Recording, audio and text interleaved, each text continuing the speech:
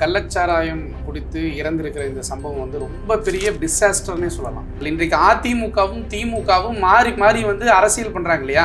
எந்த பார் எடுத்தாலும் டெண்டர்னு வந்துட்டா 2 பேருக்கு கமிஷன் இருக்கு. ஃப்ரீயா யாருடைய தலையீடு இல்லாம, அமைச்சருக்கு கட்டுப்படாம, முதலமைச்சருக்கு கட்டுப்படாம போலீஸ் வேலை செஞ்சா இந்த குற்றங்கள் தடுக்கப்படும். இல்லை, இந்த அரசியல் பிரமுகர்கள் வர்றது அப்படிங்கிறது ஒரு லைம் லைட் எங்க இருக்கோ அங்க வந்துட்டு அட்டண்டன்ஸை போட்டுட்டு போயிடுவாங்க. இப்ப நலத்திட்டம் வழங்குவதிலையும் ஒரு பிரச்சனை இருக்கு. எத்தனையோ பேர் நீங்கள் பாருங்க, 1 லட்சம் கொடுத்தா கொலை பண்ணுறதுக்கு ஆள் இருக்கானா இல்லையா? 10 லட்சம் கொடுத்தா தன்னை மாய்த்து கொள்வதற்கு ஆள் இருக்கு. அந்த குடும்பத்துக்கு நலத்திட்டம் கொடுப்பதாக இவங்க நினைக்கிறாங்க இல்லையா? அது இந்த டைட்டில் வந்து தப்பு. அதை வந்து அரசு தன்னுடைய தவறை ஏற்றுக்கொண்டதுக்கு சமம். அதே போல இப்போ பிடிப்பட்ட வியாபாரிகள் இருக்காங்கல்ல, இது உண்மையிலுமே பிடிப்பட்டது வியாபாரிகள் தானா இல்லை சும்மா வாங்கிட்டு வந்து விற்றவங்களா?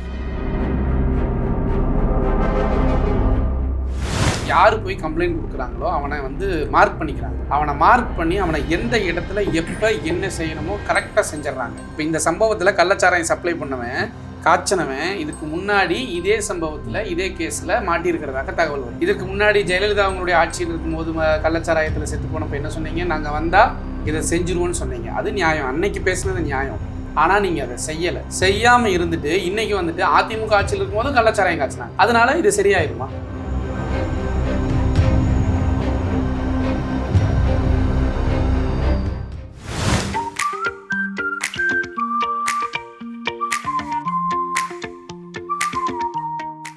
எவரெஸ்ட் தமிழ் நேயர்களுக்கு அன்பு வணக்கங்கள். ஊடகவியலாளர், கல்வியாளர் சையத் முகமது நம்முடன் இணைந்திருக்கிறார். அவரை வரவேற்போம். சார் வணக்கம். தமிழ்நாடு முழுவதும் சோசியல் மீடியாவாக இருக்கட்டும், டிவியை ஓப்பன் பண்ணி செய்தியை பார்த்தா எல்லா செய்தியுமே கள்ளக்குறிச்சி இந்த சம்பவம் குறித்து தான் இருக்குது.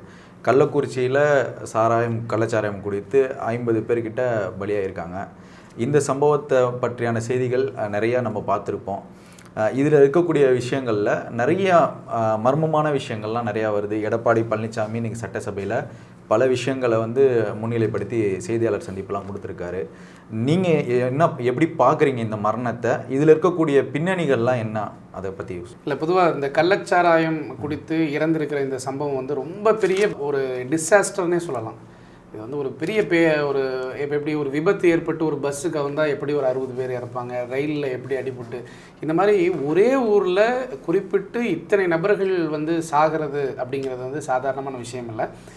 இதை வந்து நம்ம ஒரு கொலையாக கூட எடுத்துக்கணும். இதை வந்து அவங்களாம் வந்து விஷம் அருந்தி, அது கள்ளச்சாராயம் என்பது விஷம்தான், விஷம் அருந்தி செத்து போனதுக்கு சமந்தான். இருந்தாலும் இது எப்படி நடந்துகிட்ருக்கு, இது ஏன் இவ்வளோ பேர் ஒரு கள்ளச்சாராயம் அப்படின்னா ஒரு 2 பேர் வீட்டில் காய்ச்சினா, 2 பேர் குடித்தான், 2 பேர் செத்து போயிட்டான் அப்படின்னா அதை அரசினால் கட்டுப்படுத்த முடியாது. ஆனால் இத்தனை நபர்கள் ஒரு ஊரில், ஒரு கிராமமே இந்த மதுவை வாங்கி அருந்திருக்கு அப்படிங்கும்போது அது என்ன விஷயம் அப்படிங்கிறத ஒவ்வொன்றா இப்போ தான் வெளியே வந்துட்டுருக்கு, ஒவ்வொரு உண்மைகளாக வெளியே வந்துட்டுருக்கு. இப்போ பொதுவாக சாராயம் என்பதே விஷம்தான். இன்றைக்கி டிவியில் பார்க்குறோம், சில வயசானவங்க அழுதுட்ருக்காங்க, ஐயா குழந்தைகள்லாம் குடிக்குது, ஐயா எல்லாம் செத்து போயிடுறாங்க ஐயா அப்படின்னு. சாராயம் குடித்தவன் எப்படி இருந்தாலும் செத்து போயிடுவான். சாராயம் என்பது இன்றைக்கி சாகலைன்னா என்னது, கொஞ்ச நாளில் செத்து போயிடுவான். அப்போ அதுவும் விஷம்தான். கள்ளச்சாராயம் என்பது உடனே செத்து போயிடுறான், அவ்வளோதான் விஷயம். அப்போ பூரண மது விலக்கு, தமிழ்நாட்டில் மது என்பதே கிடையாது அப்படிங்கிற ஒரு சூழலை உருவாக்கினால் மட்டுமே தான் இதை வந்து நிறுத்த முடியுமோ தவிர, அப்படி இல்லைன்னா இந்த சாவுகள் தொடர்ந்துக்கிட்டே தான் இருக்கும். இது சாத்தியமாக இருக்காது இல்லை பூரண மது விலக்குங்கிறது. அதான், பூரண மது விலக்கு சாத்தியப்படுத்திட்டா கள்ளச்சாராயம் அதிகமாக காய்ச்சுவாங்கல்ல அப்படின்னு ஒரு அரசு வாதம் வைப்பாங்க. அது சரியானது இல்லை. அதாவது மது விலக்கு, மதுவை நம்ம விலக்கிட்டோம் அப்படின்னோம்னா கொஞ்சம் கொஞ்சமாக ப்ரிப்பேர் ஆவாங்க, மக்கள் ப்ரிப்பேர் ஆகி டோட்டலாக அது வந்து மது இல்லாத ஒரு மாநிலமாக, தேசமாக மாறுகிற போது அந்த பழக்கம் மக்கள்கிட்ட இருந்து போயிருச்சுன்னா நிம்மதியாக இருப்பாங்க. இப்போ இந்த சம்பவத்தில் வந்து அங்கே பாதிக்கப்பட்ட மக்களாகவும் இருந்தாலும் சரி, அரசியல் தலைவர்களாக இருந்தாலும் சரி, ஊடகவியலாளர்களும் எல்லாருமே குறிப்பிட்டு வைக்கக்கூடிய குற்றச்சாட்டு வந்து காவல்துறை மேலே தான் இந்த குற்றச்சாட்டை வைக்கிறாங்க. காவல்துறை வந்து சரியாக செயல்படலை, காவல்துறை தான் இதுக்கு முழு பொறுப்பு ஏற்றுக்கணும். உளவுத்துறைங்கிறது வந்து முதல்வருக்கு தினசரி வந்து ரிப்போர்ட் கொடுக்கக்கூடிய ஒரு துறையாக இருக்கும். முதல்வருக்கு இந்த தகவல் போலையா, இல்லை முதல்வருக்கு கொண்டு சேராமல் இருக்கா, இல்லை காவல்துறை ஏன் இந்த மாதிரி செயல்பட்டுருக்காங்க? இல்லை, அதாவது ஒரு விஷயத்தை நல்லா தெளிவாக புரிஞ்சுக்குங்க. அதாவது இந்த சாவில், இந்த கள்ளச்சாராயம் குடித்து செத்துப்போன இந்த விஷயத்தில் காவல்துறையினுடைய அஜாக்கிரதை, அல்லது அவர்களுடைய உடந்தை அல்லது அவங்க கண்டுக்காமல் விட்டதா இதுதான் காரணம் அப்படிங்கிறது தான் உண்மை. ஆனால் அதை சொல்கிறாங்க இல்லையா யார், ஆட்சியாளர்கள் அல்லது எதிர்க்கட்சியாக இருக்கிறாங்க இல்லையா, அவங்கெல்லாம் சொல்கிறாங்க பார்த்தீங்களா, அதுதான் மிகப்பெரிய அநியாயம். அதுதான் அதிமுக பீரியட்லேயும் இந்த அதான் இப்போ அதிகாரிகள் பந்தாடுவாங்க, அவன் தூக்கிட்டு சஸ்பெண்ட் பண்ண, இவனை அதை டிஸ்மிஸ் பண்ணு, இவனை அதை பண்ண என்ன அதை பண்ணுறனால என்ன செத்து போன உயிரோடு வரப்போகிறானா, இல்லை சஸ்பெண்ட் பண்ணவங்க என்ன திரும்ப வந்து ஜாயின் பண்ணாமல் இருக்க போகிறாங்களா, இல்லை சஸ்பெண்ட் ஆனவங்களுக்கு சம்பளம் இல்லாமல் இருக்க போகுதா? ஒன்றும் இல்லை, காத்திருப்பு பட்டியலுக்கு வச்சுருக்கிறோம், அவரை தூக்கிட்டோம், கூண்டோட கலைச்சிட்டோம். இதெல்லாம் நிர்வாகத்திறன் கிடையாது. ஒரு சம்பவம் நடந்ததுக்கப்புறம் இருக்கிறவனை பூரா பிடிச்சி அதை பண்ணோம் இதை பண்ணுறோம். அப்போ அரசு இயந்திரத்தில் இருக்கக்கூடியவர்கள் இந்த அதிகாரிகளை வந்து நம்ம பந்தாடிடலாம், யார் ஆட்சியாளர்கள் ஈஸியாக ஆடிடலாம். ஆனால் இதுக்கு ஆட்சியாளர்கள் தான் மிகப்பெரிய உடந்தைன்னு நான் சொல்லுவேன். ஏன் அப்படின்னா, நீங்கள் எல்லா ஊர்லேயும் மக்களுக்கு இது தெளிவாக தெரியும், எல்லா ஊர்லேயும் பார் நடக்குது. இந்த பார் நடக்கும்போது இப்போ குறிப்பிட்டு கோவிடில் பாரெல்லாம் க்ளோஸ் பண்ண சொல்லிட்டான். ஒரு குறிப்பிட்ட காலம், கொஞ்சம் காலம்தான் பாரை க்ளோஸ் பண்ணி வச்சுருந்தாங்க. அந்த க்ளோஸ் பண்ண அந்த நேரத்தில் ஒரு அரசியல் பிரமுகர் என்ன செய்கிறாரு, அப்போ இருந்த அதிமுகவினுடைய அரசியல் பிரமுகர், அவர் ஒரு கவுன்சிலர் என்ன செய்கிறாரு, தன்னுடைய நண்பரினுடைய திருமண மண்டபத்தில் வச்சு குவார்ட்டர் விற்கிறார். ஒரு குவார்ட்டர் 500 ரூபாய்க்கு விற்கப்படுகிறது. 100 ரூபாயோ 150 ரூபாய்க்கு விற்க வேண்டிய விஷயத்த 500 ரூபாய்க்கு விற்கிறாங்க. இப்போ நான் சொல்கிறேன் பாருங்கள், இப்போ இதை வந்து விற்கும்போது இதை செய்கிறது யார், விற்பனை பண்ணுறது யார், ஆட்சியாளர் விற்கிறாங்க. நாளைக்கு ஏதாவது ஒன்றுனா என்ன செய்வாங்க, இதை தடுத்து நிறுத்திய காவல்துறை தடுத்து நிறுத்துச்சுனாலும் சஸ்பெண்ட் பண்ணிடுவாங்க. அவர் டிரான்ஸ்ஃபர் சத்தமெல்லாம் மாற்றி விட்டுருவாங்க. மாவட்ட செயலாளருக்கு ஃபோன் பண்ணால் இவர் மாறிட போகிறாரு. அதே மாதிரி ஏதாவது விபத்து நடந்து ஏதாவது ஒரு சிக்கல் ஏற்பட்டாலும் அதே காவல்துறையை தான் என்ன செய்வாங்க, பழிய போடுவாங்க. அப்போ காவல்துறை மட்டும் இல்லை, இந்த அரசு இயந்திரங்களாக இயங்கக்கூடிய அதிகாரிகளை இந்த மாதிரி பண்ணுறதுங்கிறது சகஜம்தான். இது வந்து ஒரு கண் துடைப்பு, இது வந்து இந்த கொதிநிலை அடங்குவதற்காக அரசு செய்யக்கூடிய ஒரு மாய வலைனே வச்சுங்களேன், மாய வேலை இது. அதனால் இதனால் எந்த யூஸ் இருக்க போகிறதில்ல. இப்போ நான் என்ன கேள்வி கேட்குறேன், ஒரு கிராமத்தில் இத்தனை பேர் குடிச்சிட்ருக்குறாங்க, இத்தனை பேர் கள்ளச்சாராயம் மருந்திட்டு இருக்கிறாங்க, அதுக்கு காரணம் என்ன? விலை கம்மியாக கிடைக்குது. இல்லை, அதுதான் அந்த மக்கள் வந்து தினசரி கூலிக்கு தினசரி கூலி வேலைக்கு போகிறவங்க விலை கம்மியாக கிடைக்குது. இங்கே டாஸ்மாகில் போனால் 10 ரூபா டிப்ஸ் கேட்குறாங்க, 20 ரூபா அதிகமாக கேட்குறாங்க. அப்படிங்கிறதெல்லாம் தாண்டி இவங்க என்ன செய்கிறாங்க, அப்படி கூலிக்கு போகிற வழியில் அப்படி சந்தில் நின்று ஒரு டம்ளர்லையோ ஒரு இதுலேயோ வாங்கி குடிச்சிட்டு போகிறாங்க, விலை கம்மியாக கிடைக்குதுங்கிறதுக்காக இதை அருந்துறாங்க. இப்போ இந்த சம்பவம் நடந்த இந்த இடத்துக்கு பக்கத்தில் டாஸ்மாக் இருக்குது. அந்த டாஸ்மாகில் வியாபாரம் கம்மி. இப்போ நான் ஒரு கேள்வி கேட்குறேன், அரசு வந்து டாஸ்மாகினுடைய விற்பனையை அதிகப்படுத்துவதற்காகவே அதிகாரிகள் இருக்கிறாங்க. அந்த விற்பனையை சரிஞ்சிடக்கூடாது. இப்போ எப்படி நம்ம மற்ற பொருட்கள் எல்லாம் ப்ராடக்ட்ஸ் எல்லாம் விற்பனை மார்க்கெட்டிங் மேனேஜர்னு ஒருத்தர் இருக்கிறாரு, அதை தாண்டி அனலிஸ்ட் இருப்பார், பிஸ்னஸ் அனலிஸ்ட் ஒருத்தர் இருப்பார். அது மாதிரி ஆய்வு செஞ்சு ஏன் இறங்குது, எதனால் கம்மியாச்சுன்னு பார்க்குறதுக்கெல்லாம் இங்கே ஆள் இருக்குது. அப்போ விற்பனையை அதிகரிப்பதற்கு, விற்பனையை சரியாமல் இருப்பதற்கு தொடர்ந்து பார்த்துக்கிட்டே இருப்பாங்க.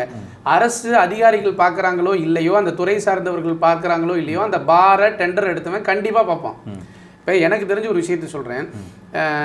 ஒரு பெரிய பார், ரொம்ப பெரிய பார் ஒன்று தொடங்குறாங்க கோவை மாவட்டத்தில்.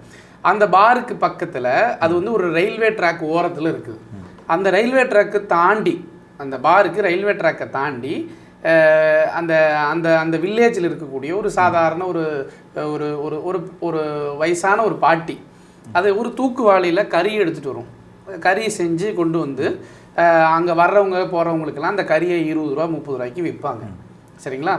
நல்லா பாருங்கள், அந்த பாருக்கு 1000 பேர் ஒரு நாளைக்கு வர்றான் அப்படின்னா அதில் ஒரு 10 பேர் 20 பேர் இந்த கிளவிக்கிட்ட இந்த கறியை வாங்கிறதுக்குன்னே அந்த தண்டவாளத்தை தாண்டி வந்து அந்த கறியை வாங்கி சாப்பிடுவான். இது அந்த பார்காரனுக்கு தெரிஞ்சு பாருங்கள், பார் எவ்வளோ ஒரு நாளைக்கு குறைந்தபட்சம் 10 லட்சம் 12 லட்சத்துக்கு வியாபாரமாகிற பார் என்ன ஆகுது, இந்த பொம்பளை 20 ரூபாய்க்கு விற்கிற கறியை அவன் வர்றான், பார்லேருந்து ஒரு 5 பேர் வர்றான். என் கண்ணு முன்னாடி நடந்த சம்பவத்தை சொல்கிறேன். 5 பேர் வர்றான், வந்து அந்த கிளவிக்கிட்ட இருக்கிற, கிளவிக்கு கடையெல்லாம் கிடையாது, வண்டி கிடையாது, சைக்கிள் கிடையாது, எதுவுமே கிடையாது, சும்மா சாதாரண ஒரு தூக்குவாளியில் தூக்கிட்டு வரும், அவ்வளோதான். அந்த கிளவியுடைய தூக்குவாளியில் இருக்கிறத எல்லாம் தூக்கி வீசி அந்த கிளவியை அடித்து இனிமேல் இங்கே வரக்கூடாதுன்னு சொன்னதை நான் பார்க்குறேன். உண்மை சம்பவம். இது எதனால் இது செஞ்சாங்க, பாரில் கறி வியாபாரம் கம்மியாக இருக்குது. எவ்வளோ கம்மியாக இருக்குது, லட்சம் ரூபா ஆகிற இடத்துல 100 ரூபா கம்மியாக இருக்குங்கிறத கண்டுபிடிக்க தெரிஞ்ச இவனுங்களுக்கு, அப்போ இந்த இடத்துல கள்ளச்சாராயத்தில் ஒரு நாளைக்கு 200 பேர் போகிறான் அப்படின்னா இவனுக்கு தெரியாமல் இருக்காது. கண்டிப்பாக தெரிஞ்சிருக்கும். தெரிஞ்சும் இது நடக்குது அப்படின்னா இது யார் செஞ்சிருப்பா? அப்போ இந்த மாதிரியான சந்தேகங்களை நம்ம முன்வைக்க வேண்டிய கட்டாயம். இது ஒரு ப்ரீ பிளானடாக இருக்குமோங்கிற ப்ரீ பிளானட் இல்லை, இது அப்படி சொல்லக்கூடாது. ப்ரீ பிளானிங் அப்படின்னு இல்லாமல் இது வந்து வாடிக்கையாகவே செஞ்சுருக்காங்க. இது ஒரு பிஸ்னஸ். இப்போ எப்படி டிக்கெட் பிளாக்ல விற்கிற மாதிரி சரக்கு ஏதோ பிளாக்ல விற்ற மாதிரி தான் எனக்கு தோணுது. பார்காரனுக்கு இது தெரியாமல் இருக்கிறதுக்கு வாய்ப்பே இல்லை. நீங்கள் பார்காரன் பார் டெண்டர் எடுக்கணும்னா சாதாரணமாக நினச்சிடாதீங்க. அதே மாதிரி இன்னொரு முக்கியமான தகவல், இன்றைக்கு அதிமுகவும் திமுகவும் மாறி மாறி வந்து அரசியல் பண்ணுறாங்க இல்லையா? இவர் வந்து அவரை சொல்கிறது, அவர் நான்லாம் வந்து கரெக்டாக செஞ்சுட்டேன்னு சொல்கிறது. ஒரே விஷயம் நல்லா தெரிஞ்சுக்கங்க, எந்த பார் எடுத்தாலும் டெண்டர்னு வந்துட்டா 2 பேருக்கு கமிஷன் இருக்குது. ஆமாம் இருக்கு, உங்களுக்கு தெரியும்ல, அது நடக்கிறது தான். இத்தனை வார்டு கவுன்சிலர் இருக்கிறாங்களா, ரைட், இவ்வளோ கமிஷன், இவ்வளோ, இது எல்லாரும் பங்காளிக்கு தான். இப்போ இவங்க கேட்டுட்டனால இவங்க ஒன்றும் பெரிய இதெல்லாம் இல்லை, இவங்களும் அதற்கு உடந்தையாகத்தான் இருக்கிறார்கள் அப்படிங்கிறது தான். இருந்தாலும் குரல் உயர்த்துறாங்க இல்லையா? நாடகமாகவாவது அல்லது உள்ள ஒரு உள்நோக்கத்தை வச்சுட்டு இந்த ஆட்சிக்கு ஏதாவது கெட்ட பேரை வர வைக்கணுங்கிறதுக்காகவாது இந்த அநியாயத்தை கேட்குறாங்க இல்லையா? அது வரைக்கும் சந்தோஷம். இப்போ இந்த சம்பவத்தில் வந்து அரசு அதிகாரிகள், காவல்துறை, மதுவிலக்குத்துறை, இந்த மாதிரி இருக்கிற எல்லா துறைகள்லையுமே சஸ்பெண்ட் பண்ணிட்டாங்க. ஆனால் இந்த தொகுதியில் வந்து ஒரு எம்எல்ஏ இருக்கார். இவரும் மக்களுக்கான ஒரு பிரதிநிதி. மக்களுடைய தேவை என்ன, மக்களுக்கு அங்கே என்ன பிரச்சனை நிற்கிறதுங்க, அதில் வந்து முன்னுரிமை எடுக்கக்கூடியது எம்எல்ஏ தான். தமிழ்நாடு அரசு வந்து தொடர்ந்து எந்த சம்பவம் நடந்தாலும் துறை ரீதியாக தான் நடவடிக்கிறாங்க. ஆனால் ஏன் கட்சி ரீதியாக எம்எல்ஏவோ அமைச்சரோ கவுன்சிலர் மேலே நடவடிக்கை எடுக்க மாட்டாங்க? இல்லை, இது இதை எப்படி பார்க்குறீங்க? இதில் என்ன விஷயம் நான் நல்லா பாருங்கள். மக்களினுடைய நலனை பேசி சட்டமன்றத்தில் பேசி வாங்கி தர்றது, அதாவது இது ஒரு எக்ஸஸ் ஒர்க் மாதிரி தான். கவுன்சிலர் ஆகட்டும், எம்எல்ஏவாகட்டும், எம்பி ஆகட்டும், இவங்கெல்லாம் வந்து கூடுதல் பணியை தான் செய்கிறாங்க. அவங்களுக்கு அது கடமையாக இருக்க போகிறது இல்லை. இவங்க காவல்துறைக்கு அது கடமையாக இருக்குது.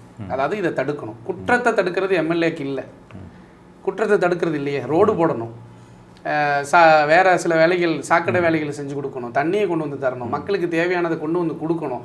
இதெல்லாம் தான் இது. உயிருக்கு ஆபத்து இருக்குன்னா அது இல்லை. குற்றத்தை தடுக்கிறதும் குற்றம் நடக்காமல் பார்த்துக்கொள்வது, இதெல்லாம் சட்டம் ஒழுங்கு, மதுவிலக்கு, இது மாதிரி தனித்தனி துறைகள் இருக்குது. அது அதிகாரிகளுடைய கடமை, அது அதிகாரிகளுடைய பணி. கட்டாயமாக அவங்க அதை செஞ்சாகணும். ஆனால் உண்மை என்னன்னா, இப்போ அந்த அதிகாரிகள் சுயமாக இதை யார் செஞ்சான்னு தேட ஆரம்பித்தா அது லிங்க் வந்து ஒவ்வொன்றா தொடர்ந்து கவுன்சிலரில் ஆரம்பிக்கும். அது வட்ட செயலாளர், அது இது மாவட்ட செயலாளர், அது எம்எல்ஏ, எம்பி, எல்லாத்தையும் வந்து சேருது. அப்படி பிடிச்சா உண்மையாகவே பிடிச்சிடலாம். அப்போ இவங்க எல்லாம் உடந்த தான். இல்லை, அந்த மாதிரி பிடிச்சா நடவடிக்கை முதல்வர் எடுப்பாருங்கிற. இப்போ ஒன்றும் இல்லை, இன்னைக்கு நடந்த சம்பவத்தை சொல்கிறேன். மணல் கடத்தலை தடுத்த ஒரு ஆர்டிஓ ஆஃபீஸரை வந்து லாரி ஏற்றி கொள்றதுக்கு புதுக்கோட்டையில், ஆமாம், ஒரு கட்சியினுடைய நிர்வாகி வேலை செஞ்சுருக்கிறார். லாரி ஏற்றி கொள்ள ட்ரை பண்ணியிருக்கிறார். இவனுங்களுக்கு வேலையே இதுதான் அப்படிங்கிறது தான் நம்முடையது. அப்போ இவங்களை வந்து சட்டப்படி போலீஸ் உண்மையாகவே ஃப்ரீயாக, யாருடைய தலையீடு இல்லாமல், அமைச்சருக்கு கட்டுப்படாமல், முதலமைச்சருக்கு கட்டுப்படாமல் போலீஸ் வேலை செஞ்சால் இந்த குற்றங்கள் தடுக்கப்படும். ஆனால் அவங்கள செய்ய விட முடியாது, செய்ய விட மாட்டாங்க. இவங்கள தான் சஸ்பெண்ட் பண்ணிட்டு இருப்பாங்க. இப்போ அங்கே உயிரிழந்த பல குடும்பங்களை வந்து அதிகாரிகள் வந்து பார்வையிட்டு தான் இருக்காங்க. ஒரு சில ஏரியாவில், ஒரு சில தெருக்களில் வந்து முக்கியமான அதிகாரிகள்லாம் வரல. சமூக நீதி பேசக்கூடிய இந்த அரசு வந்து எஸ்சிங்கிற ஒரு காரணத்தினால தாழ்த்தப்பட்ட மக்கள் உயிரிழந்திருக்காங்க காரணத்துக்காக சில அதிகாரிகளும் வரல, அரசியலுடைய பிரமுகர்களும் வரல. இந்த சம்பவத்தை நீங்கள் எப்படி பார்க்குறீங்க? இல்லை, இந்த அரசியல் பிரமுகர்கள் வர்றது அப்படிங்கிறது ஒரு லைம் லைட் எங்கே இருக்கோ அங்கே வந்துட்டு அட்டண்டன்ஸை போட்டுட்டு போயிடுவாங்க. பல மரணங்களில் நம்ம ஊடகம் சார்ந்தோ இல்லை வேறு சில போய் பார்க்க போகும்போது எங்கே அதிகமாக ஃபோக்கஸ், கேமரா எங்கே இருக்குது, லைட் எங்கே இருக்குது, கூட்டம் எங்கே இருக்கோ அங்கே போயிட்டு தான் போவாங்களே தவிர சரியான மக்களை எல்லாத்தையும் போய் பார்க்கணும் அப்படிங்கிறதெல்லாம் கிடையாது. அந்த மாதிரி பண்ணுறது இல்லை. அதில் வந்து குறிப்பாக தாழ்த்தப்பட்ட சமூக மக்களுடைய வீட்டுக்கு போக மாட்டேன் அப்படின்னு இருந்தாங்கன்னு சொன்னால் அந்த அதிகாரிகள் சட்டப்படி நடவடிக்கை எடுக்கப்படணும். ஏன்னா இப்படி ஒரு கேவலமான மரணத்திலும் கூட நீ சாதியை பார்க்குற அப்படின்னா அதிகாரிகள் பார்த்தாங்கன்னு சொன்னால் ஒன்றுமே செய்ய முடியாது. ஸோ அது வந்து வன்மையாக கண்டிக்கத்தக்கது. ஆனால் எனக்கு ஒரு விஷயம் என்னென்னா, இப்போ எல்லாரும் வாரி வழங்குறாங்க நலத்திட்டங்கள், உதவிகள். குறிப்பாக அண்ணாமலை அவங்க சொல்லும்போது கூட ஒரு பேட்டியில் சொன்னாங்க, அண்ணா நான் சாராயம் குடிச்சவங்களுக்கு கொடுக்கலண்ணா, நான் வந்து அவங்க குடும்பத்துக்கு கொடுக்குறேண்ணா அப்படின்னாங்க. இப்போ நலத்திட்டம் வழங்குவதுலேயும் ஒரு பிரச்சனை இருக்குது. கிரவுண்டில் நமக்கு கிடைக்கிற தகவல் என்ன அப்படின்னா, என்ன சொல்கிறாங்கன்னா, சில நபர்களுக்கு ஒரு 10 லட்சங்கிறது பெரிய விஷயம். கண்டிப்பாக. ஒருவேளை இந்த 10 லட்சம் சாராயத்தை குடிச்சு நம்மளும் செத்து போயிடலாம், அல்லது நம்ம குடும்பத்துக்கு 10 லட்சம் வருங்கிற இடத்துக்கு மக்கள் வந்துடக்கூடாது. இப்போ நீங்களும் நானும் வரமாட்டோம், ஏன்னா நம்மளுடைய நிலைமை வேறு. ஆனால் அடித்தட்டு மக்களுடைய அந்த உளவியில் போய் நீங்கள் ஆராய்ஞ்சு பார்த்தீங்கன்னா 10 லட்சம் கொடுக்குறேன்னா செத்துருவான். எத்தனையோ பேர் நீங்கள் பாருங்க, 1 லட்சம் கொடுத்தா கொலை பண்ணுறக்கு ஆள் இருக்கானா இல்லையா? இருக்காங்க. 10 லட்சம் கொடுத்தா தன்னை மாய்த்து கொள்வதற்கு ஆள் இருக்கு. கிட்னி விற்கிறவன் இருக்கானா இல்லையா? எத்தனையோ பேர் இருக்கிறாங்க. அப்போ இந்த மாதிரி நலத்திட்டம் கொடுத்து ஊக்குவிப்பதில் எந்த பிரயோஜனமும் இல்லை. அதுதான் இந்த 10 லட்சம் தேவையில்லாத ஒண்ணுங்கிறீங்களா உங்களுடைய பார்வையில்? அந்த குடும்பத்துக்கு நலத்திட்டம் கொடுப்பதாக இவங்க நினைக்கிறாங்க இல்லையா, அது இந்த டைட்டில் வந்து தப்பு. அதாவது கள்ளச்சாராயம் குடிச்சு செத்து போனவங்களுக்கு அரசு வந்து இப்படி கொடுக்குது அப்படிங்கிறது நியாயம் இல்லாதது. அது வந்து அரசு தன்னுடைய தவறை ஏற்றுக்கொண்டதுக்கு சமம். அவ்வளோதான். இப்போ அங்கே பாதிக்கப்பட்ட மக்கள் எல்லாம் என்ன சொல்கிறாங்கன்னா, ரொம்ப ஒரு பயத்தில் இருக்காங்க. என்ன காரணம் அப்படின்னா, நாங்கள் போய் கம்ப்ளைண்ட் பண்ணுவோம், இந்த மாதிரி சாராயம் விற்கிறாங்க அப்படின்னு சொல்லி நிறைய செய்தி நிறுவனங்கள் அங்கே களத்தில் இருக்காங்க. செய்தி நிறுவனங்கள் கேட்குற கேள்விகள்லாம் வந்து மக்கள்கிட்ட, நீங்கள் ஏன் கம்ப்ளைண்ட் பண்ணல, நீங்கள் ஏன் கம்ப்ளைண்ட் பண்ணலன்னு சொல்லிட்டு. ஆனால் அந்த மக்கள் வந்து பயத்தில் வந்து நிறைய சேனலுக்கு பேட்டி கொடுத்துருக்காங்க. நாங்கள் கம்ப்ளைண்ட் பண்ணால் இன்னார் தான் கம்ப்ளைண்ட் பண்ணாங்கன்னு சொல்லி போலீஸே அந்த வியாபாரிகள்கிட்ட காட்டி கொடுக்குறாங்க அப்படிங்கிற ஒரு இது இருக்கு. இப்போ இதை வந்து நம்ம எப்படி பார்க்குறது? இது முழுக்க காவல்துறையின் பக்கமே இந்த சம்பவம் வந்து திசை திரும்புது. அதே போல் இப்போ பிடிப்பட்ட வியாபாரிகள் இருக்காங்கல்ல, இது உண்மையிலுமே பிடிப்பட்டது வியாபாரிகள் தானா, இல்லை சும்மா வாங்கிட்டு வந்து விற்றவங்களா? இல்லை, இப்போ இந்த ஸ்கூலில் ஒரு குழந்தை போய் இன்னொரு குழந்தைய மாட்டி விட்டா, அதுக்கு பிறகு அந்த கிளாஸ் ரூமில் ஒரு கார்னர் பண்ணுவாங்க, பார்த்துருக்கீங்களா? மாட்டி விட்டவனே. இது வந்து சின்ன விஷயத்து ஸ்கூல்லேருந்து அந்த குழந்தைகள்கிட்டருந்து நடக்கிறது. ஒரு சமூகத்திலும் அதுதான் நடக்குது. நீங்கள் சொன்ன மாதிரி யார் போய் கம்ப்ளைண்ட் கொடுக்குறாங்களோ அவனை வந்து மார்க் பண்ணிக்கிறாங்க. அவனை மார்க் பண்ணி அவனை எந்த இடத்துல எப்போ என்ன செய்யணுமோ கரெக்டாக செஞ்சிடறாங்க. இதுக்கு பயந்துட்டு பல பேர் பெட்டிஷன் எழுதுறதில்ல. பல பேர் மொட்டை பெட்டிஷனாக தான் எழுதிட்டு இருக்கானே தவிர முன் வந்து சொல்கிறது இல்லை. யாருமே ஒரு விஷயத்துக்கு எதிராக முன்னின்று என்ன செய்ய முடியறதில்ல, கருத்து தெரிவிக்க முடியறதில்ல. காரணம் என்னென்னா, 2 விஷயங்களுக்கு பயப்படுறாங்க. ஒன்று, அரசியலுக்காக பயப்படுறாங்க. அரசியல்னால் என்னென்னா, அவங்க ஏதாவது ஒரு தொழில் செஞ்சுட்ருப்பாங்க, அதுக்கு ஏதாவது பாதிப்பு வந்துடுமோன்னு மக்கள் பயப்படுவாங்க. 2வது, அதிகார வர்க்கத்திற்கு பயப்படுவாங்க. இப்போ போலீஸ் ஸ்டேஷனில் கம்ப்ளைண்ட் பண்ண போகும்போது நீங்கள் நல்லா பாருங்கள், நான்லாம் நிறையா கம்ப்ளைண்ட்டை தூக்கிட்டு போயிருக்கிறேன். உண்மையாக சொல்கிறேன், நான் போன எல்லா கம்ப்ளைண்ட் எடுத்துகிட்டு போவேன். எனக்கு ரொம்ப மரியாதையாக இருக்கும். நான் என்ன கம்ப்ளைண்ட்டை கொண்டு போயிருக்கணும் அதை அழகாக ரிசீவ் பண்ணியிருக்காங்க, அதை நல்லா செஞ்சு கொடுக்குறாங்க, நான் மறுக்கலை. ஆனால் அதுவே வந்து ஒரு வெள்ளைச்சட்டை போடாமலோ, அல்லது அவங்க முதல்ல ஆளை எடை போடுறாங்க, அல்லது தாழ்த்தப்பட்ட சமூக மக்கள் சில நபர்களோ, அல்லது கூலி வேலைக்கு செய்கிறவனோ, ஒரு எளிய மனிதர்கள் போய் கம்ப்ளைண்ட்டை வந்து அவ்வளோ சீக்கிரம் கொடுக்க முடியறதில்ல. கொடுக்கும்போது அவங்க அதை வந்து ஆஃப் பண்ண பார்ப்பாங்க. ஆஃப் பண்ணும்போது திருப்பி நம்ம ஏதாவது இல்லைங்க இது ரொம்ப சீரியஸுங்க அப்படின்னு சொல்லும்போது அவங்க என்ன சொல்லுவாங்க அப்படின்னா, நீ எங்கிட்டே சட்டம் பேசுகிறியா, ஓஹோ அப்படின்னு லைட்டாக ஜாடிகளில் மிரட்டினா கூட எளிய மக்கள் பயந்துடுறாங்க. ஸோ மக்கள் காவல்துறை நண்பன்னு சொல்கிறாங்க, ஏதாவது ஒரு கம்ப்ளைண்ட் எடுத்துகிட்டு போனால் பண்ணுறதில்ல. இதுக்கும் ஒரு உதாரணம் நான் சொல்கிறேன். ஒரு வீட்டுக்குள்ளே ஒரு திருடன் வீட்டுக்குள் உள்ளே பூந்து 2 செல்ஃபோனை திருடிட்டு ஓடிடுறான். 2 செல்ஃபோனை திருடிட்டு போயிடறான். திருடிட்டு போனதுக்கு பிறகு அந்த வீட்டுக்காரங்க வந்து காலையில் காவல்துறையிட்ட போகிறாங்க. ஒன்றும் சரி பார்க்கலாம் அப்படின்றாங்க. நான் காவல்துறையை குறை சொல்லலை, ஏன்னா அவங்களுக்கு 1008 பிரச்சனை இருக்கும். வேறு இந்த மாதிரி எது சிவியராக ஆக்ஷன் எடுக்கணுமோ அதுக்கு தான் அவங்க ட்ரை பண்ணியிருப்பாங்க. அவங்களுக்கு தினமும் ஒரு கொலை இருக்கும், ஒரு ட்ரெயினில் தண்டவாளம் சூசைட் பண்ணியிருப்பாங்க. ஏகப்பட்ட ப்ரெஷர் காவல்துறைக்கு, அதை நம்ம மறுக்கவே கூடாது. அவங்களுடைய ப்ரெஷர் உண்மையாகவே ரொம்ப கடினமாக இருக்கும். அப்போ செல்ஃபோனை போய் செல்லு தானே 5000 ரூபா, செல்லு 10,000 ரூபா, செல்லு தானே அப்படிங்கிற ஒரு கவனக்குறைவு இருக்கும். அப்போ அந்த விட்டுட்டாங்க. திரும்ப ஒரு 3 நாட்கள் நான் என்ன செய்கிறேன், ஆட்களை போட்டு யார் திருடியிருப்பா, என்ன திருடியிருப்பா, சிசிடிவி எங்கே இருக்குது, என்ன ஏதுன்னு எல்லா டீட்டெயிலாக நம்மளே காவல்துறைக்கு சப்போர்ட் பண்ணி கொடுப்போம், நம்ம கொஞ்சம் சப்போர்ட் பண்ணுவோம், பாவம் தானேன்னு சொல்லிட்டு எல்லாம் பண்ணுறோம். எல்லாம் பண்ணி ஒரு யார் திருடனாங்கிறத கண்டுபிடிச்சிட்டோம்.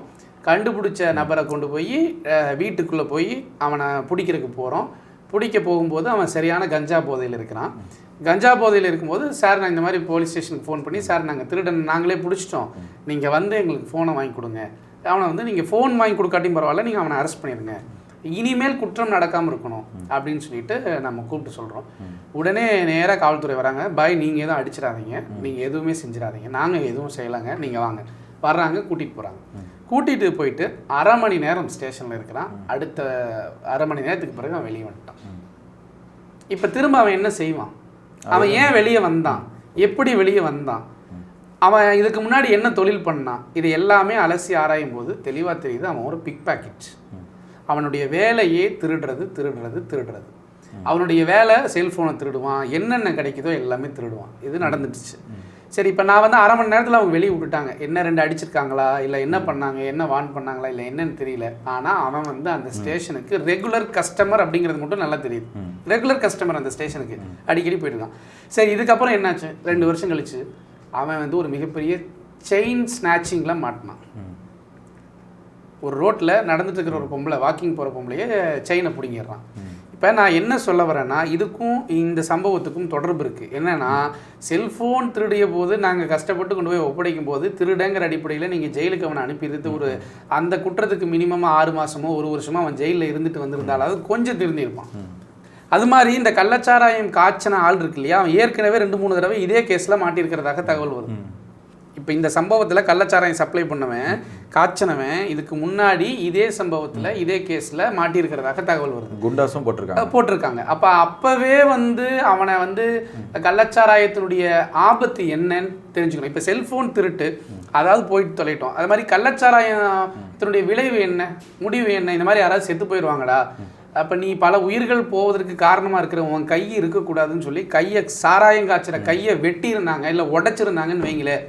இந்த யூடியூபரை எல்லாம் பிடிச்சி அடிச்சிட்டு இருக்கிறாங்கல்ல, நீ பேசுறியா, நீ பைக்கில் போகிறவனை பேசுறது, அவன் கையை உடைக்கிறது, இவன் கையை உடைக்கிறது, பாத்ரூமில் வலிக்கிறது, இதெல்லாம் நம்ம பார்க்குறோம். அதையெல்லாம் தவிர்த்துட்டு இந்த மாதிரி இருக்கிறவன் சிக்கனான்ல இவனை கையை உடைச்சு கையை அவன் வாழ்நாள் முழுக்க கையில் எந்த வேலையும் செய்யக்கூடாது. அப்போ சாராயம் காய்ச்ச முடியுமா அவனால்? முடியாது. அன்னைக்கே இந்த நாயை பிடிச்சி கையை உடைச்சிருந்தா இன்னைக்கு இந்த கிராமமே தப்பிச்சிருக்குமா இல்லையா? இத்தனை பொம்பளைகள் தாலி எடுத்துட்டு அழுதுட்டு இருக்காங்க, எத்தனை குழந்தைகள் அழுதுட்டு இருக்காங்க, இத்தனை பேர்த்துடைய கண்ணீர் இல்லாமல் இருந்திருக்குமா இல்லையா? கண்டிப்பாக. இந்த ஒரே ஒரு சமூக விரோதினால. அதைத்தான் நான் சொல்கிறேன். அப்போ காவல்துறையினுடைய அலட்சியம் எந்த இடத்துல தொடங்குச்சுன்னா, இந்த இடத்துல ஒரு குற்றம் நடக்குது அப்படின்னா அவங்களுக்கு தெரியும் இந்த குற்றம் செய்கிறவன். இங்கே பாருங்கள், நீங்கள் போலீஸ் ஸ்டேஷனில் நீங்கள் அடிக்கடி போய் பாருங்கள், நாங்கள் அதிகமாக பார்ப்போம். எப்படின்னா, போலீஸ் ஸ்டேஷனுக்கு ஒரு ஸ்டைல் உண்டு, சினிமா மாதிரி தான். இப்போ கொலை கேஸு இந்த மாதிரி குத்து யார் போடுவா, இந்த வெட்டு யார் வெட்டுவா, இந்த மாதிரி பிக் பாக்கெட்டு எந்த கேங் அடிக்கும், இந்த செயினை யார் பறிப்பா, அதுக்கு ஒரு டீமு, இந்த இடத்துலனா அந்த இடத்துல யார் இதை செஞ்சிருப்பா அப்படிங்கிற நெட்வொர்க் டேட்டா பேஸை முழுக்க வச்சுருக்காங்க. காவல்துறையில் இருக்குது.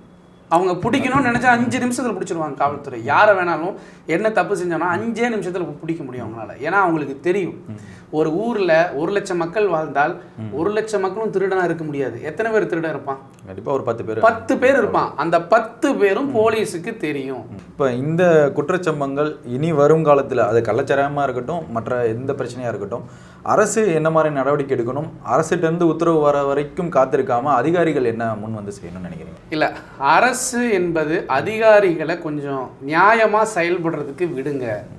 குறிப்பாக இந்த பார் விஷயத்தில், குறிப்பாக இந்த மாதிரி விஷயங்களில் தயவு செஞ்சு விடுங்க. ஒரு குற்றவாளி அரெஸ்ட் ஆகி போலீஸ் வந்து தன் கடமையை செய்கிற போது கவுன்சிலர் தயவு செஞ்சு ஃபோன் பண்ணாதீங்க. அந்த கவுன்சிலருக்கு இந்த குற்றவாளி மாமூல் கொடுக்குறவனாக இருந்தாலும் சரி, அல்லது பிஸ்னஸில் கமிஷன் கொடுக்குறவனாக இருந்தாலும் சரி, அந்த நகர செயலாளர் அந்த இது யாரும் தயவு செஞ்சு அவங்களுக்கு உறுதுணையாக நிற்காதீங்க. காவல்துறையை தயவு செஞ்சு இந்த கடமையை செய்ய விட்டுட்டீங்கனாலே இது வேலை முடிஞ்சிடுங்கிறேன் நான். இப்போ முதலமைச்சர் வந்து இன்னைக்கு சட்டசபை கூடி இருந்துச்சு. முதலமைச்சர் வந்து இந்த சம்பவம் குறித்து நிறைய சலசலப்புலாம் சட்டசபையில் இருந்துச்சு. முதலமைச்சர் வந்து அதிமுக ஆட்சியிலையும் இப்படி நடந்திருக்கு, கடந்த 2001 வருடம் ஜெயலலிதா இருக்கிற போது, இப்போ 2020 எடப்பாடி முதலமைச்சராக இருக்கிறப்ப கள்ளச்சாராயம் இஷ்யூலாம் வந்திருக்கு. ஆனால் இறப்பு வந்து குறைவு தான். இந்த பட்டியல்லாம் என்கிட்ட இருக்குன்னு சொல்லி முதல்வர் வந்து அதிமுக மேலே குற்றச்சாட்டு வைக்கிறது, அதிமுக வந்து திமுக மேலே குற்றச்சாட்டு வைக்கிறது. இதை நீங்கள் எப்படி பார்க்குறீங்க உங்களுடைய? அதாவது 2020 எடப்பாடியோட ஆட்சி இருக்கும்போது கள்ளச்சாராயம் அருந்தி செத்து போனாங்கன்னு நீங்கள் இன்னைக்கு வந்து பேசக்கூடாது. அன்னைக்கே நீங்கள் பேசுனீங்க. என்ன பேசுனீங்க? நாங்கள் வந்தோம்னா மதுவிலக்கை பூரண மதுவிலக்கை அமல்படுத்துவோம் அன்னைக்கு சொன்னீங்க.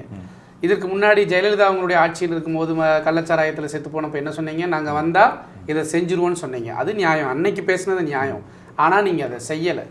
செய்யாமல் இருந்துட்டு இன்னைக்கு வந்துட்டு அதிமுக ஆட்சியில் இருக்கும்போது கள்ளச்சாராயம் காய்ச்சினாங்க, அதனால இது சரியாயிருமா? இவங்க என்ன நினைக்கிறாங்கன்னா, உன் ஆட்சியிலேயே இது நடந்துச்சு இல்லை, அதனால நீ வாய் துறக்காத, நீ கேள்வி எழுப்பாத அப்படிங்கிறது தான் இதற்கான கவுண்டர். அது பண்ண அப்படி பண்ணால் எதிர்கட்சி எதுக்கு? அப்போ எதிர்கட்சிங்கிறது ஒன்று இருக்கணும். அவங்க வந்து அவங்க உள்காரணத்தோடு அவங்க உள்நோக்கத்தோடு வந்து செயல்பட்டாலுமே இது மாதிரி மக்களுக்கு ஒரு துயரம் என்று வருகிற போது எதிர்கட்சி கேள்வி எழுப்பலை அப்படின்னா நாடு சுடுகாடாக மாறிடும். எதிர்கட்சி கேள்வி எழுப்ப தான் செய்வாங்க. என்ன கேட்டால் எடப்பாடி கேட்குறதெல்லாம் பத்தாது, இன்னும் அதிகமாக கேள்வி எழுப்பி இதை மக்களுக்கு என்ன நியாயம்னு கேட்கணும். ஆனால் அதை அரசியலாக்கக்கூடாது, அரசியல்படுத்தக்கூடாது, அது நியாயமாக இருக்கணும். சும்மா வந்து இப்போ சவுக்கு சங்கர் பண்ண மாதிரி பண்ணக்கூடாது. சவுக்கு சங்கர் என்ன செய்கிறாருன்னா, மக்களுக்கு ஏற்படுகிற பிரச்சனைகளை, அதிகாரிகளால் ஏற்படக்கூடிய அவலங்களை எடுத்து சொல்கிறார். இது உண்மை, நடந்துக்கிற சம்பவங்கள், சொல்கிறப்படுகிற சம்பவங்கள்லாம் மெஜாரிட்டியாக உண்மை தான். ஆனால் நீ எப்படி சொல்கிற, எதுக்காக சொல்கிற? காசுக்காக சொல்கிறேன். நீ உண்மையாகவே மக்களோட கவலைக்காக சொன்னியா? இல்லை, நான் காசுக்காக சொன்னேன். ஒரு ஒரு ஒரு கஷ்டத்தை போய் இதை வந்து இது கொஞ்சம் இடையில ரீசெண்டாக, வெரி ரீசெண்டாக ஒரு சம்பவம் என்னென்னா, நீங்கள் வந்து இதை சொல்லுங்கள் அப்படின்னா அதுக்கு 1.5 லட்சம் வேணும், 3 லட்சம் வேணும்னு கேட்குறதாக காதுக்கு வருது தகவல், நமக்கு சோர்ஸ் சொல்கிறாங்க. அப்போ ஆமாம், சோர்ஸ் என்ன சொல்கிறாங்கன்னா, ஒரு உண்மையாக நியாயமாக பாதிக்கப்பட்டவங்க போய், சார் நீங்கள் இதை பேசுனீங்கன்னா கொஞ்சம் நல்லா இருக்கும் சார், பேசுங்கன்னா அதுக்கு பணம் கேட்பதாக சொன்னோம். அப்போ நீ பணத்துக்காக ஒரு நியாயத்தை, அநீதி எதிர்க்கும் போதும் இல்லை உண்மையாகவே அநீதி எதிர்க்கிறதுக்கும் வித்தியாசம் இருக்குது. அது மாதிரி அதிமுக உண்மையாகவே அநீதியை எதிர்க்கணும், இந்த அநியாயங்களை தட்டி கேட்கணும். அதை விட்டுட்டு இதுதான் கேப்புன்னு சொல்லிட்டு ஆட்சியை ஏதாவது கலைக்கிறதுக்கு வாய்ப்பு இருக்கா, இல்லை ஏதாவது ஆட்சிக்கு ஒரு மக்கள் மத்தியில் கெட்ட பேர் உருவாக்கலாம் அப்படிங்கிற மாதிரி நினச்சிட்டு நாளைக்கு நீங்கள் வந்தோன்னே நீங்களும் இதே வந்து செஞ்சீங்கன்னா உங்களுக்கும் அவங்களுக்கும் வித்தியாசம் இல்லை. ஏற்கனவே இவங்க அதை தான் செஞ்சுருக்காங்க. இப்போ இந்த சம்பவத்தில் வந்து பெரும்பாலானவர்கள் வந்து கண்டனங்கள்லாம் தெரிவிச்சிட்டாங்க. 2026 தேர்தலை சந்திக்கிறேன், அரசியலுக்கு வரேன்னு சொன்ன நடிகர் விஜய் வந்து காலையில் எப்பயுமே அறிக்கை தான் விடுவார். ஆனால் அறிக்கை வந்து பத்தாதுன்னு விமர்சனங்கள் நிறையா வந்துச்சு ட்விட்டர் எல்லாத்துலேயுமே. அதனால் களத்தில் இறங்கி நேற்று போய் கள்ளக்குறிச்சியில் வந்து பாதிக்கப்பட்ட மக்கள் எல்லாம் பார்த்தாரு. அதுலேயும் சில விமர்சனங்கள்லாம் வந்துச்சு. இந்த விஜயோடைய இந்த வருகையை, கள்ளக்குறிச்சி இந்த சம்பவத்தினுடைய வருகையை நீங்கள் எப்படி பார்க்குறீங்க? இல்லை, பாதிக்கப்பட்ட மக்களை சென்று ஆறுதல் சொல்வதை நான் ஆதரிக்கிறேன். பாதிக்கப்பட்ட மக்களை சென்று ஆறுதல் சொல்கிறத வந்து நம்ம ஆதரிக்கிறோம், தப்பில்லை, அதில் எந்த விஷயம். விஜயாக இருந்தால் என்ன, அஜித்தாக இருந்தால் என்ன, பிரகாஷ்ராஜாக இருந்தானே, ஹீரோவாக இருந்தால், காமெடியாக இருந்தால், வில்லனாக இருந்தால், எவனாக இருந்தால் என்ன, தனிப்பட்ட மனிதர், அவர் ஒரு தலைவர் போகிறாரு, போய் ஆறுதல் தெரிவிக்கிறாரு, பணம் காசை கொடுக்குறாரு, அதெல்லாம் மாற்றுக்கருத்து சொல்லலை. ஆனால் சாராயத்தை பற்றி பேசுறதுக்கு இவருக்கு என்ன தகுதி இருக்குதுன்னு நான் கேட்குறேன். 10வது பாட்டில் பீரனுக்கு அண்டாவை கொண்டு வா அப்படின்னு சொல்லி இப்போ இவர் தான் பாடினார். அண்டாவை தான் இப்போ காய்ச்சிருக்கிறாங்க. இவர் பேச்சு கேட்டு தான் அண்டாவில் காய்ச்சிருப்பாங்க. அப்போ நீ ஒரு கலாச்சாரத்தை நீ சீர்கெடுத்துட்டு, அது சினிமா இல்லை சார், அது சினிமா வேறு, அரசியல் வேறு, அப்படி சொல்லக்கூடாது. சினிமா தான் இம்பேக்ட். ஒரு மனிதருக்கு சினிமா இம்பேக்ட் ஆகுதா இல்லையா? ஒரு படத்தை பார்த்துட்டு, இப்போ கூட ஒரு படத்தை ஹிந்தியில், நார்த் இந்தியாவில் ஒரு சம்பவம் நடந்துச்சுல்ல, காதலியை வந்து கழுத்தறுத்து கொண்டுட்டான். என்னன்னு கேட்கும்போது அந்த சினிமாவில் அவர் இதைத்தான் செஞ்சார். அந்த மாதிரி லூஸுக்கு இருக்கிற பூமி அது. சினிமாவையும் சினிமா நாயகர்களையும் இன்னைக்கு இப்போ நான் என்ன கேட்குறேன், சினிமா வேறு இது வேறேன்னு சொல்கிறீங்க. அப்போ நீங்கள் சிஎம் ஆகணும்னு ஆசைப்பட்றீங்க. நீங்கள் ஏதாவது கட்சியில் இருந்தால் வந்தீங்க, கீழே கிளை தலைவராக இருந்தால் வந்தீங்க, எதுலேருந்து வந்தீங்க நீங்கள்? அவர் சினிமாலேருந்து தானே வர்றாரு. அப்போ நீங்கள் சினிமாவில் சொல்லப்படுகிற கருத்தை பார்த்து தானே இங்கே ஓட்டு போடுறான் மக்கள் உங்களுக்கு, இல்லைன்னா நீங்கள் யாருன்னே தெரியாது. அப்போ சினிமாவில் நல்லது செய்யணும், சினிமாவில் நல்லது செஞ்சு ஓட்டு வாங்க தெரிஞ்சவங்களுக்கு ஏன் இந்த மாதிரி விஷயங்களை வந்து எதிர்த்து பேச தெரியல? கள்ளச்சாராயம் காய்ச்சாதீங்க, சாராயமே குடிக்காதீங்க, தம் அடிக்காதீங்க, இதெல்லாம் சொல்லி கொடுக்கலாம்ல சினிமாவில். அப்போ அங்கே மட்டும் வந்து என்ன சொல்கிறாரு, எனக்கு பீர் பாட்டில் பத்தாது, அண்டாவில் சாராயம் வேணும்னு சொன்னாங்க, இங்கே அண்டாவில் காய்ச்சிட்டாங்க. அப்போ இவருக்கு என்ன தகுதி இருக்குதுன்னு நான் கேட்குறேன். அதான் இதுதான் விஜய் வந்து பார்க்குறதுல எந்த யூஸும் இல்லை. வந்து மக்களினுடைய அதாவதுங்க, ஒரு விஷயம் எங்கிருந்து தொடங்குதுங்கிறத கவனிக்கணும். யாருக்கு எந்த இடத்துல உதிக்குதுன்னு சொல்ல முடியாது. ரஜினி படம் பார்க்கும்போது ஒரு படத்தை பார்த்துட்டு நானும் இது மாதிரி வரணும்னு தோணும், இன்னொரு விஜய் படத்தை பார்த்துட்டு நானும் இது மாதிரி வரலான்னு தோணும். இப்படி பல பேர் பல விஷயங்களை செஞ்சது உண்டு. விஜயகாந்த் வந்து சின்ன கவுண்டர்னு ஒரு படத்தில் தோட்டத்தில் வேலைக்கு இருக்கிற ஏழை பெண்ணை வந்து கல்யாணம் பண்ணிக்குவார், கரெக்டாக? ஆமாம். அதை பார்த்துட்டு பல பேர் விஜயகாந்த் மாதிரியே கல்யாணம் பண்ண ஆரம்பித்தாங்க. நல்லது தானே, தோட்டத்தில் வேலைக்கு இருக்கிறவங்கள கல்யாணம் பண்ணாங்க, நல்லது தான். பணக்காரனை கல்யாணம் பண்ணுவேன்னு இல்லாமல் ஏழை பெண்களுக்கு வாழ்வு கொடுத்தாங்க. ஸோ அந்த மாதிரி ஒவ்வொரு விஷயத்துக்கும் ஒவ்வொரு இம்பேக்ட் இருக்கும். அது மாதிரி விஜய் வந்து இந்த மாதிரி குடிச்சிட்டு குடிகாரனாகவே சுற்றினார்ல. அதாவது ஒரு படத்தில் வந்து பேண்ட்டு கண்டுக்கிட்டே இருக்கும், மாட்டிக்கிட்டே இருப்பார், எப்போ பார்த்தாலும் குடிச்சிட்டே இருப்பார், ஆனால் அவர் ஒரு ப்ரொஃபஸர். இது ஒரு ஸ்டைல், இது ஒரு ஸ்டைலாக மாறுது. இப்போ பல பேர் அதே மாதிரி பண்ணிகிட்டு இருக்கான். கேட்டால் அது லைஃப் ஸ்டைல் அப்படி தான் அப்படிங்கிற மாதிரி சொல்கிறாங்க. இப்போ கலாச்சாரத்தை சீர்கெடுக்கிற இவங்களுக்கு தகுதியே கிடையாது. அரசியலுக்கே வர தகுதி இல்லை. அரசியல் இல்லை, நீ சாவு வீட்டுக்கே வர்றதுக்கு உனக்கு தகுதி கிடையாது. அதை தான் நான் சொல்கிறேன். இவ்வளவு நேரம் பல்வேறு கேள்விகளுக்கு அழகாக பதிலளித்ததுக்கு நெவரேஷ் சாமி சார்பாக நன்றி தெரிவித்துள்ளேன். நன்றி.